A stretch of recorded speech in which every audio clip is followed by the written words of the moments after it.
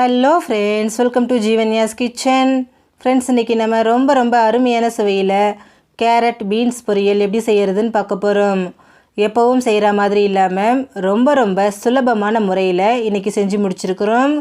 இது எப்படி செய்கிறதுங்கிறத பார்க்குறதுக்கு முன்னாடி நம்ம சேனல் ஜீவன்யாஸ் கிச்சனை மறக்காமல் சப்ஸ்கிரைப் பண்ணி பக்கத்தில் இருக்க பெல் சிம்பிளையும் கிளிக் பண்ணிக்கோங்க. ஃபஸ்ட்டு ஒரு கடாய் எடுத்துகிட்டு அதில் 1 கப் அளவுக்கு கேரட்டை தோல் சீவி நல்லா பொடியாக நறுக்கி சேர்த்துக்கிறேன். கூடவே அதே கப்பால் 1 கப் அளவுக்கு பொடியை நறுக்கின பீன்ஸு. கேரட் என்ன சைஸில் கட் பண்ணியிருக்கீங்களோ அதே சைஸுக்கு கட் பண்ணிக்கோங்க. அளவும் ரெண்டும் ஈக்குவலாக எடுத்துக்கோங்க, அப்போ தான் சரியாக இருக்கும். இப்போ இது கூட 1/2 டீஸ்பூன் உப்பு, 1/4 கப் அளவுக்கு தண்ணி சேர்த்துக்கிறேன். எந்த கப்பில் காய் அளந்தமோ அதே கப்பில் 1/4 கப் அளவுக்கு மட்டும் தண்ணி சேர்த்துக்கோங்க. சேர்த்துட்டு இது எல்லாத்தையும் நல்லா ஒரு தடவை கலந்து விட்டுருங்க. தண்ணி ரொம்ப அதிகமாக சேர்த்துட்டிங்கன்னா காய் குழையிறதுக்கு வாய்ப்பு இருக்குது. பாருங்கள், நல்லா கலந்தாச்சு.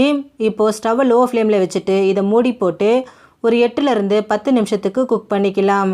இடையில திறந்து கலந்து விடுங்க, அப்போ தான் ஒன்று போல் வெந்து வரும். பாருங்கள், 10 நிமிஷம் போல் ஆயிருக்கு. நம்ம சேர்த்த தண்ணி எல்லாமே நல்லா வற்றிட்டு ட்ரை ஆகி வந்திருக்கு. பாருங்கள், காயும் நல்லா வெந்துருச்சு.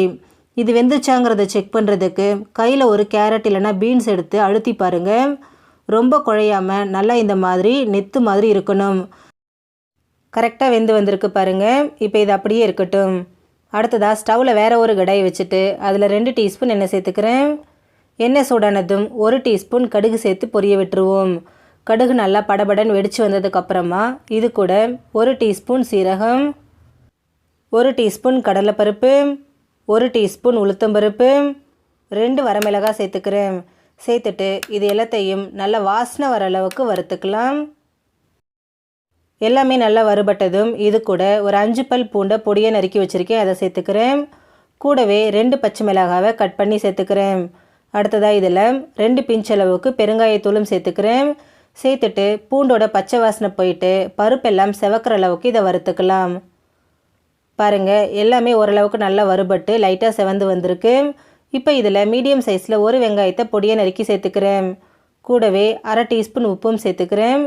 சேர்த்துட்டு வெங்காயம் நல்லா சாஃப்டாகி கண்ணாடி பதம் வர அளவுக்கு இதை வதக்கிக்கலாம். வெங்காயம் வதங்கிட்டு இருக்கும்போதே இது கூட ஒரு கொத்தளவுக்கு கறிவேப்பிலையும் சேர்த்துக்கிறேன். சேர்த்துட்டு இதை நல்லா வதக்கிக்கலாம். பாருங்கள், வெங்காயம் நல்லா வதங்கி வந்திருக்கு. இப்போ இதில் நம்ம வேக வச்சு வச்சுருக்கிற கேரட்டையும் பீன்ஸையும் சேர்த்துக்கலாம். இதில் தண்ணி கொஞ்சம் கூட இல்லை, அதனால் நான் அப்படியே சேர்த்துக்கிறேன். ஒருவேளை தண்ணி இருந்துச்சுன்னா அதை வடிச்சிட்டு அப்புறமா சேர்த்துக்கோங்க. சேர்த்துட்டு ஸ்டவ்வை ஹை ஃப்ளேமில் வச்சுட்டு 1 நிமிஷத்துக்கு இதை கைவிடாமல் நல்லா கலந்து கொடுங்க. காயில் இருக்கக்கூடிய அந்த ஈரப்பதம் நல்லா ட்ரை ஆகட்டும். பாருங்கள், 1 நிமிஷம் போல் நான் கலந்துருக்கேன். கொஞ்சம் கூட ஈரப்பதம் இல்லை, நல்லா ட்ரை ஆகி வந்திருக்கு. இப்போ இதில் 1/2 கப் அளவுக்கு தேங்காய் துருவல் சேர்த்துக்கிறேன். சேர்த்துட்டு இதை லைட்டாக கலந்து விட்டால் போதும், ரொம்ப நேரத்துக்கு வதக்கணுங்கிற அவசியம் கிடையாது. காயோடு நல்லா ஒன்று சேர்ந்து வந்ததும் இதை நம்ம ஸ்டவ்லேருந்து எடுத்துடலாம். அவ்வளோதான் ஃப்ரெண்ட்ஸ், நமக்கு ரொம்பவே அருமையான சுவையில் கேரட் பீன்ஸ் பொரியல் ரெடி ஆகிடுச்சு. ஃப்ரெண்ட்ஸ், நீங்களும் இதே மெத்தடில் பொரியல் செஞ்சு கொடுங்க, எல்லாருமே விரும்பி சாப்பிடுவாங்க.